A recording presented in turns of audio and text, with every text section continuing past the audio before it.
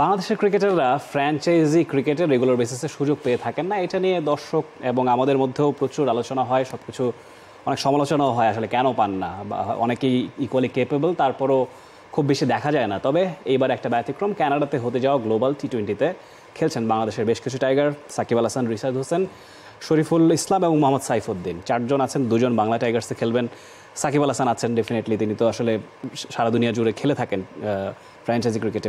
অন্য যে 3টা নাম কেমন করবে বলে মনে হচ্ছে এবং তাদের এই সিচুয়েশনটা কেমন দেখছেন? টি-20 বিশ্বকাপের মধ্যে আমার একটা খবর নিশ্চয়ই তাদেরকে উজ্জীবিত করবে। তা তো বটেই, বিশেষ করে মোহাম্মদ সাইফুদ্দিনের দিয়ে আগে শুরু করতে চাই। তবে এখানে আরেকটা ব্যাপার হচ্ছে এনওসি পাওয়া নিয়ে, যে তারা কি খেলতে পারবেন কিনা। তো সাইফুদ্দিন মন্ট্রিয়াল টাইগার্সে ডাক পেয়েছেন, এই একই দলে আগের বার সাকিব আল হাসান খেলেছেন। তার মানে সাইফুদ্দিন যদি সুযোগ পান, আমি অন্তত চাইবো যে তিনি যাক, অন্তত ভালো ক্রিকেটটা খেলুক। তার বিপিএলটা খুব ভালো কেটেছে, একেবারে স্বপ্নের মতো যাকে বলে।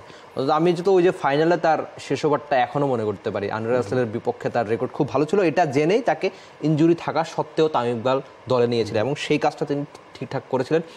ব্যাটে খুব ভালো সার্ভিস না দিতে পারলেও ওই অর্থে কিন্তু বোলিংয়ে দারুণ বোলিংটা করেছেন।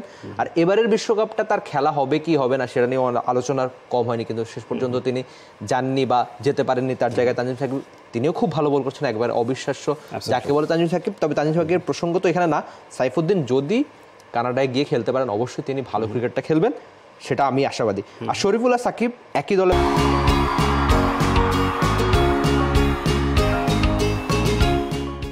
বাংলা টাইগার্সে। তো শরীফুল ম্যাচ খেলবে, এর আগে আইপিএলে শরীফুলকে ডাকা হয়েছিল, কিন্তু সেটা অল্প কয়েকদিন। শরীফুল খুব সম্ভবত 28 বা 30 দিনের একটা সময় পেয়েছিল এরকম, তো এই জন্য সে যায়নি বা তাকে এনওসিটা দেওয়া হয়নি। খুব সম্ভবত Lucknow super giants, Lucknow super giants থেকে তাকে ডাক দেওয়া হয়েছিল, যেহেতু তাদের একজন পেসার লাগতো। তো আইপিএলটা খেলা হয়নি, এর আগে খুব বেশি তিনি যে বাইরে খেলেছেন এমনও না। তো এটা আসলে এক্সপিরিয়েন্স কালেক্ট করার অবশ্যই একটা জায়গা থাকে এ ধরনের টি-20 লিগ। আমরা জানি যে আফগান ক্রিকেটাররা পুরো দুনিয়ায় এই কাজটা করে বেড়ান বলেই তারা টি-20 ক্রিকেটে ভালো করেন।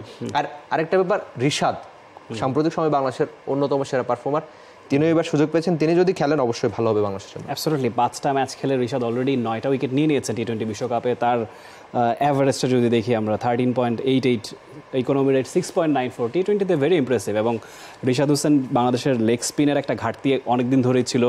আমরা জুবাইর হোসেন লিখনকে দেখেছিলাম, আমরা হয়তোবা আমিনুল ইসলামকে দেখেছিলাম, সব কিছু মিলে কেউই আসলে থিতু হতে পারেনি। রিশাদকে কি আপনার লম্বা রেসের ঘোড়া মনে হয় কিনা এবং টি-20তে তার কাছ থেকে আসলে কেমন পারফরমেন্স এক্সপেক্ট করবেন আপনি?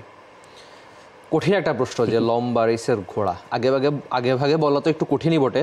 তবে আশা করবো রিশাদ যদি খেলেন বা সুযোগ পান তিনি ভালো করবেন। আর হয় কি, মানে বাংলাদেশি কোনো ক্রিকেটার যখন বিদেশি লিগে খেলতে যান, আমরা তো যে কোনো ইস্যুতে যে কোনো বিষয়ে আমরা দুভাগে ভাগ হয়ে যাই। তো বাংলাদেশি কোনো ক্রিকেটার যখন খেলতে যান, আমার মনে হয় পুরো দেশ তাকে একদম পূর্ণ সমর্থন দেয়। তো এটা ভালো খেলার ক্ষেত্রে একটু হলেও কাজে দেয়। তো রিশাদ যদি সুযোগ পান, যদি খেলেন, তাহলে অবশ্যই নিজের সেরাটা, ওই যে সাম্প্রতিক সময়ে বাংলাদেশের হয়ে যেমন পারফরমেন্স করছেন, ব্যাট হাতেও কিন্তু খুব ভালো অবদান রেখেছিলেন লঙ্কাদের সঙ্গে, যদিও এই বিশ্বকাপে এখন পর্যন্ত দেখা হয়নি। আগের ম্যাচটায় কিন্তু অস্ট্রেলিয়ার সঙ্গে একটা গ্যাম্বল করেছিল বাংলাদেশ ক্যাপ্টেন নাজমুল হোসেন শান্ত, তাকে 4-এ খেলিয়েছিল, যদিও রান পাওয়া হয়নি। তবে ওই যে যেটা বলছিলাম যে বল হাতে তিনি ভালো করবেন কানাডায়, সেটা অন্তত আমি আশা করি যদি তিনি খেলতে যান। অ্যাবসলিউটলি, ফ্র্যাঞ্চাইজি লিগ আসলে ডালপালা মেলছে সারা দুনিয়া জুড়ে। আমরা মেজর লিগ ক্রিকেট দেখেছি, ইউএসএতে জি-20 অলরেডি হয়েছে।